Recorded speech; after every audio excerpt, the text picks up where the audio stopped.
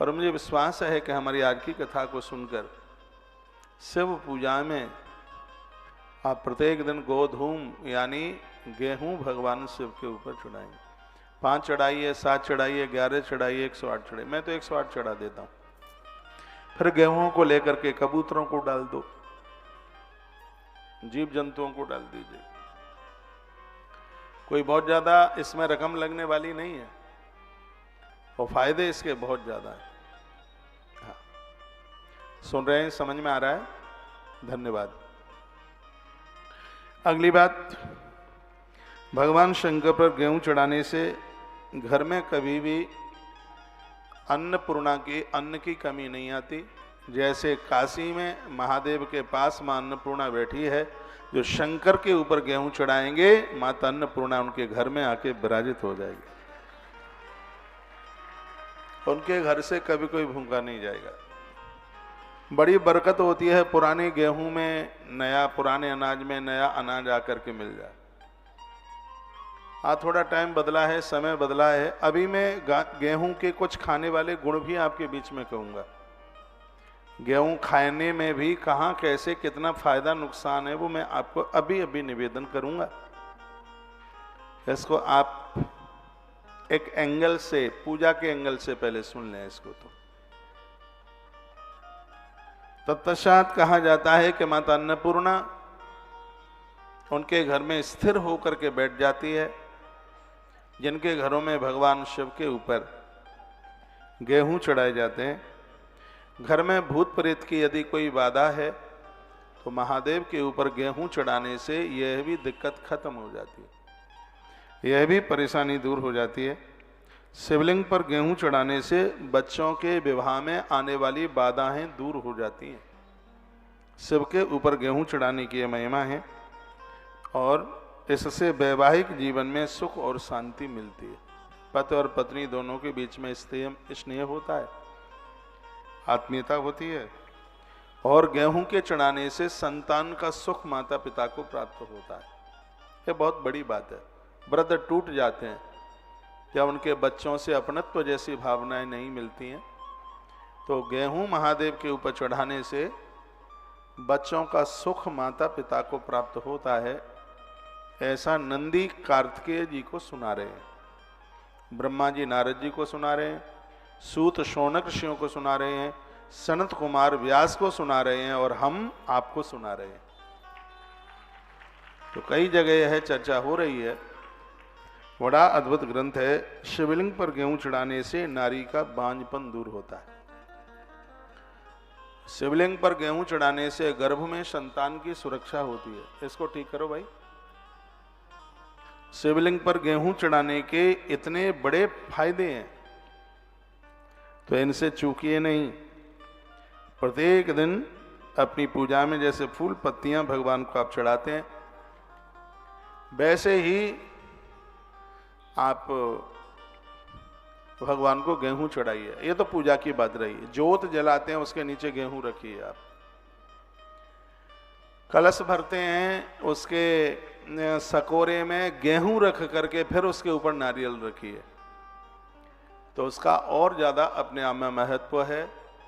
अब गेहूं का लॉजिक आप खाने पीने में देखें तो यह भी मैं निवेदन करना चाहूँगा, गले की जितनी बीमारी हैं, गेहूं के आटे का हलवा बनाकर कंठ में बांध लिया जाए तो गला सुरीला हो जाता है, कंठ की सूजन खत्म हो जाती है, कंठ संबंधी बीमारियां समाप्त होती हैं। गेहूं के आटे का गरम गरम हलवा, इतना गरम मत कर लेना कि छाले ही पड़ जाए, यह बहुत ज्यादा फायदा करता है। गेहूं के साथ यदि आपने जौ का आटा मिला लिया है, गेहूं और उसके साथ जौ का आटा आपने मिला लिया है, ले लो। इसकी रोटियां खाने से थायराइड जैसी बीमारियां खत्म हो जाती हैं। गेहूं के साथ में चना मिलाकर आप रोटियां आप खाते हैं तो इससे आपकी डायबिटीज नहीं बढ़ती। इतना बड़ा इसका प्रभाव है। गेहूं के आटे की गोलियां बना बनाकर आप मछलियों को डालते हैं तो इससे घर में बरकत होती है। गेहूं के आटे को चींटियों को डाला जाता है, इससे भी बड़ी बरकत होती है। गेहूं स्वाद में भी बड़ा अद्भुत है। गेहूं की रोटियां बना करके, गेहूं की पूड़ियां बना करके, मिष्टान पकवान बना करके और उसमें ब्राह्मणों को जमाया जाता है। ग्रंथ में तो ये लिखा है कि इसके द्वारा बनाए गए पकवान यदि बेलवृक्ष के नीचे बिठाकर ब्राह्मणों को जमाया जावे तो एक ब्राह्मण को जमाने से 10,000 ब्राह्मणों को भोजन कराने का फल तत्काल प्राप्त हो जाता है। मैंने कुछ कल 5 प्रकार की चीजें आपको बोली थी, जिसमें कल मैंने मूंग का वर्णन किया था और आज मैं आपके बीच में गेहूं की बात कह रहा हूं। छोटी छोटी कटोरियों में ये सामग्री आप रख सकते हैं।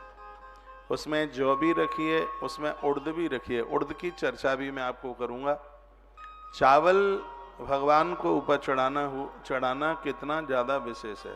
कोई भी पूजा तंदुल चावल के बिना पूरी नहीं होती। ये तो आपने गेहूं की बात सुनी है।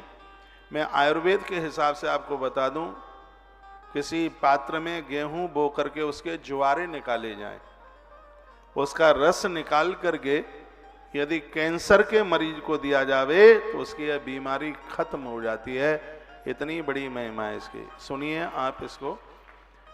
गेहूं बो दें आप, और जब वो ज्वारे निकल करके आ जाते हैं तो उसको बिल्कुल सिल के ऊपर रगड़ करके और उसका रस छान लिया जावे और यह उस मरीज को दिया जावे जिसको गांठ है, जिसको कैंसर है। हाँ, इसमें कुछ पत्तों का रस मिलाया जाएगा, वो भी आप ले सकते हैं। आम का पत्ता है, अमरूद का पत्ता है, बरगद का पत्ता है, पीपल का पत्ता है, जामुन का पत्ता है,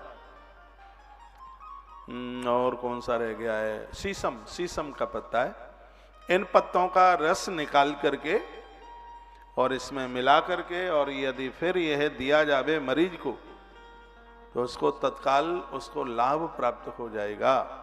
इतना बड़ा महात्म्य, इतनी बड़ी महिमा इसकी है। ये एक बार जयकारा लगाइयो बोल भक्त वत्सल भगवान की जय, श्री हनुमान जी महाराज की जय। जय श्री राधे।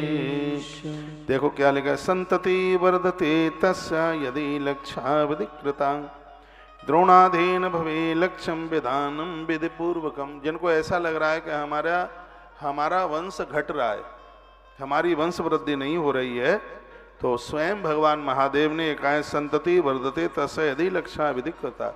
यदि मेरे ऊपर, मेरी पिंडी के ऊपर कोई 1 लाख गेहूं चढ़ाएगा, मैं उसकी वंश वृद्धि नहीं रुकने दूंगा। ये 50 नंबर का श्लोक है श्री शिव महापुराण की रुद्र संहिता 6ठी खंड के अध्याय नंबर 14 में ये बात कही गई है।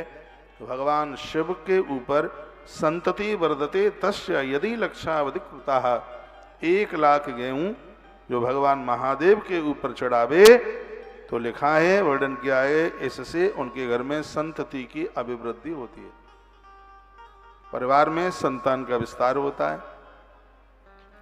इसलिए ये जरूर करना चाहिए। सोमवार को कीजिए, प्रदोष वाले दिन कीजिए, सावन में कीजिए, शिवरात्रि पर कीजिए, जब आपका मन करे तब कीजिए। विशेष समय में 1 लाख गेहूं चढ़ा दें, नहीं तो 108 गेहूं रोज चढ़ाइए, 21 दाने चढ़ाइए, 5 दाने चढ़ाइए, 11 दाने